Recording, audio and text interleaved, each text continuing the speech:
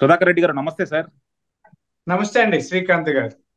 Sir, ఏంటి sir, మీ రాయలసీమ గురించి చాలా సార్లు చాలా మంది చాలా గొప్పగా చెప్తా ఉంటారు. మా రాయలసీమలో ఆడవాళ్ళని ఇంతగా గౌరవిస్తాం అంతగా గౌరవిస్తామని. మరి మీ జగన్మోహన్ రెడ్డి ఏంటి సార్, ఆడవాళ్ళ మీద దండయాత్ర చేస్తున్నాడు. అమ్మ మీద చేశాడు, నిన్నటి దాకా చెల్లి మీద చేశాడు, ఈ రోజు సునీతారెడ్డి మీద వాళ్ళు పార్టీ కార్యకర్తలతో దారుణంగా కామెంట్లు చేయించుతున్నారు. ఈ రోజు సునీతారెడ్డి గారే మీడియా ముందుకు వచ్చి బోర్ను విలపిస్తున్నారు.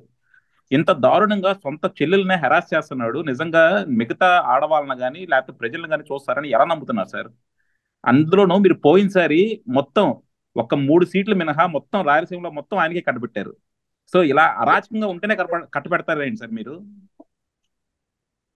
సార్, జగన్మోహన్ రెడ్డి గారు రాజకీయ నాయకులు కాదండి. మనం ప్రతి వ్యక్తిలో భిన్నమైన కోణాలు ఉంటాయి, మానసిక స్థితులు ఉంటాయి, లేదా వ్యక్తిత్వం ఉంటుంది. ఒక్కొక్కరి ప్రవర్తన ఒకలాగా ఉంటది. ఒక్కొక్కరు ఒక లక్ష్యంతో ఏదైనా పని చేస్తామని, అది ఉద్యోగం చేయొచ్చు, వృత్తి కావచ్చు, రాజకీయం కావచ్చు. జగన్మోహన్ రెడ్డి గారి లక్ష్యం అవినీతిగా సొమ్ము దోచుకోవాలండి. ఆయనకి అదొక కాంక్ష. చాలా మందికి దాన్ని వ్యసనం అంటాం, అడిక్షన్ అంటుంటాం. ఒకరికి తాగుడు అడిక్షన్ అయితే ఇంకొకరికి ఇంకొక అడిక్షన్. ఇతనికి విపరీతమైన ధనకాంక్ష అతని వ్యసనం అండి. దాంతో పాటు అతని వ్యక్తిత్వంలో చాలా పైచాచిక ప్రవృత్తి కనిపిస్తుంది. ఇది ఎందుకు అంటున్నానంటే, ఇది వైసీపీ వాళ్ళు కూడా ఆలోచించడానికే. ఎందుకంటే రాజకీయ నాయకుడుగా వచ్చే వ్యక్తి ఎవరైనా అండి, ఏ పార్టీ అయినా కక్షపూరితంగా వ్యవహరించరు. ఎవరినో ఏదో చెయ్యాలని, అణిచేయాలని, తొక్కేయాలని, చంపేయాలని ఇట్లా ఎవరు ఆలోచించరండి. ఎందుకు ఆలోచించమంటే, మనం వెళ్ళేది ఎందుకు? ప్రజలకు సేవ చేయడానికి, సమాజాన్ని ఉద్ధరించడానికి. మనం చనిపోయినా కూడా బతికుండాలంటే మంచి పనులు చేయడానికి. ఇది రాజకీయ నాయకులకి. కానీ జగన్మోహన్ రెడ్డి గారికి పదవీ కాంక్ష, ధనకాంక్ష ఈ ఈ అతిగా ఉంటదండి. దానివల్ల ఆయన సొంత తల్లి అయినా, చెల్లైనా, బాబాయి కూతురైనా, పిన్నైనా, ఎవరైనా అంటే ఆయన కొన్ని సామెతలు ఉంటుంటాయి. కొంతమందికి ఏదంటే ఆ కుల వృత్తులు వాడు చెప్తే ఎవరో ఏదో అనుకుంటారు, కానీ ఫలాని కులం వాడు ఏది చెప్పినా మళ్ళీ తల్లి దగ్గరైనా దొంగతనం చేస్తాడు అని అంటుంటారు. అంటే వృత్తులు వాళ్ళని, అంటే మనం అది సామెతలుగా వచ్చాయి. లేదా ఫలాని వృత్తి ఉన్న వాడికి ఆ ఇది మనం మామూలు అది మా రాయలసీమలో సంగటి తింటుంటాం. దాన్ని ఒక్కొక్క ముద్దని కడి అంటాం. కడి కడికి నెయ్యి పోసిన వాడి బుద్ధి కడగలేము అని. అంటే నెయ్యి నేతితో అన్నం పెట్టినా కూడా వాడు హాని చేస్తాడు, లేదా తిన్నింటి వాసాలు లెక్క పెడతారని కూడా ఒక సామెత ఉంది. ఇవన్నీ ఎందుకు చెప్తున్నానంటే అది స్వభావం. జగన్మోహన్ రెడ్డి గారు సేవ చేయడం కోసం రాజకీయాల్లోకి వచ్చుంటే ఇంత కక్షపూరితంగా వ్యవహరించరు. మనం నేను కూడా చిన్నప్పటి నుంచి రాజకీయాల్లో చూస్తున్నాం. పార్లమెంట్ లోను, అసెంబ్లీలో విపరీతంగా మాట్లాడుకున్న వాళ్ళు కూడా బయట కూర్చొని సరదాగా టీ తాగుతుంటారు.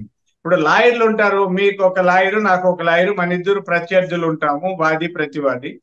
మన ఇద్దరి కోసం తీవ్రంగా వాదించుకున్న వాళ్ళిద్దరు ఆ తర్వాత కలిసి టీ తాగుతుంటారు. వృత్తి వేరు, ప్రవృత్తి వేరు. కానీ జగన్మోహన్ రెడ్డి గారి వృత్తి, ప్రవృత్తి, లక్ష్యం అన్ని అవినీతి, అక్రమాలే. అందుకని సొంత బాబాయ్ కూతుర్ని, సొంత చెల్లెల్ని బూతులు తిట్టిస్తున్నాడండి. మనిషి అండి ఆయన. నాకైతే ఒక వ్యక్తిగా, ఇక్కడ తెలుగుదేశమా సైకాలజీ పక్కన పెట్టండి, ఏ వ్యక్తి కూడా నాకు తెలిసి ఆంధ్రప్రదేశ్ లో కానీ భారతదేశంలో తల్లిని చెల్లిని ఏమి అనరండి. తప్పు చేసిన చెల్లి, అక్క అంటే ఆడపడుచులు అంటాం.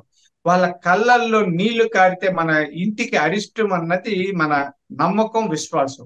అలాంటిది తల్లిని, చెల్లిని, బాబాయి కూతుర్ని, ఆఖరిలో బాబాయి భార్య ఏదో పోటీ చేస్తుందని కూడా తప్పుడు కథనాలు రాసుకున్నారు ఆ సాక్షి పేపర్లు.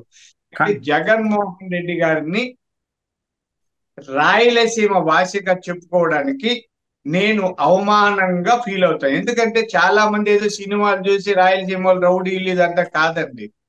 వేమన రాయలసీమలో పుట్టాడండి. వేమన పద్యాలు ఎంత ఫేమస్ తెలుసు కదండి. కానీ అలాగా సార్ వెంకటేశ్వర ఇప్పుడు స్వామిని వెంకటేశ్వర స్వామిని కీర్తించిన అన్నమయ్యది ఏ ఊరండి? కడప జిల్లా, రాయలసీమ, ఇప్పుడు అన్నమయ్య జిల్లా, ఇలా చెప్పుకుంటూ పోతే ఎంత. నీలం సంజీవ్ రెడ్డిది ఎక్కడండి? రాష్ట్రపతిగా ఏకగ్రీవంగా ఈయనకి నీలం సంజీవ్ రెడ్డిది ఇక్కడ. కానీ ఈయన వీళ్ళందరి పేరు చెరపడానికి పుట్టిన ఒక వ్యక్తిగా బాధపడుతున్నాం. ఇది ఆయన ప్రవృత్తి మార్చుకోకపోతే చాలా నష్టపోతాడన్నది నా అభిప్రాయం. సార్ అంటే మనకి తెలుగులో కూడా ఒక సామెత ఉంటది అనమాట, పెళ్ళామేమో బెల్లము, అమ్మేమో తల్లేమో అల్లము అని.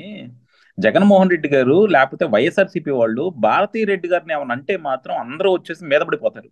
కొడాల నాని గారు కూడా చెప్పారు ఒకసారి, మీరు భారతీ రెడ్డి గారిని విమర్శిస్తే మీ ఇంటికి వచ్చి కొడతాను, మీ ఇంటికి వచ్చి తంతాను అని చెప్పాడు.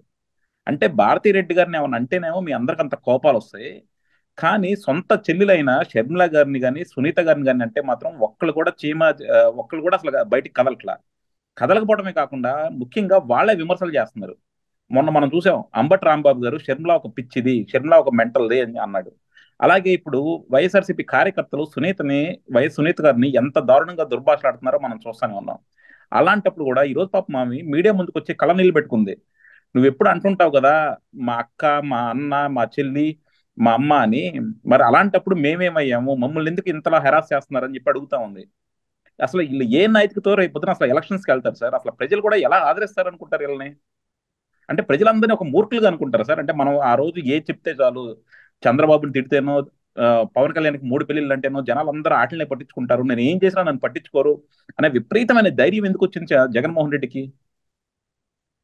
ఆయన ఏమనుకున్నారంటే ఉచితాలు ఆదుకుంటాయని, అలాగే ఉద్వేగాలు ఉపయోగపడతాయని. ఉద్వేగాలు అంటే కులతత్వం, ఇలాంటి ఉద్వేగాలు ఉంటాయి కదా కొన్ని, ఈ వ్యక్తుల్లో కొన్ని ప్రతికూలమైన ఉద్వేగాలు ఉంటాయి, ఎమోషన్స్. ఆ ఎమోషన్స్ తనకు ఉపయోగపడతాయని, ఉచితాలు ఉపయోగపడతాయన్న భ్రమలో అక్కడ డ్రామాలు ఆడతారు. నా ఎస్సీలు, నా బీసీలు, నా ఎస్టీలు, నా అక్కలు, నా చెల్లెళ్ళు అని.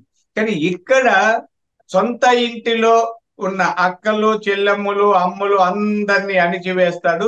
తన చుట్టూ ఉన్న బీసీలు, ఎస్సీలు ఎవరికి ఏమీ చేయడు. ఓట్ల కోసం చిలక పలుకులు పలుకుతాడు తప్ప ఆయనలో నిజాయితీ ఏమీ లేదన్న విషయం రాయలసీమ ప్రజలందరూ గుర్తించారు. వచ్చే ఎన్నికల్లో తప్పకుండా ఇంటికి పంపిస్తారండి. Yeah, thank you sir, thank you. ఎందుకంటే ఇది డెఫినెట్గా ఏంటంటే ఎస్పెషల్లీ మీ రాయలసీమ వాళ్ళు, రాయలసీమలో ఎప్పుడు చూసినా సరే మా అందరికీ మేమందరం ఫ్యాక్షనిస్టులం కాదు, మా అందరిలో కూడా హ్యుమానిటీ ఉంది.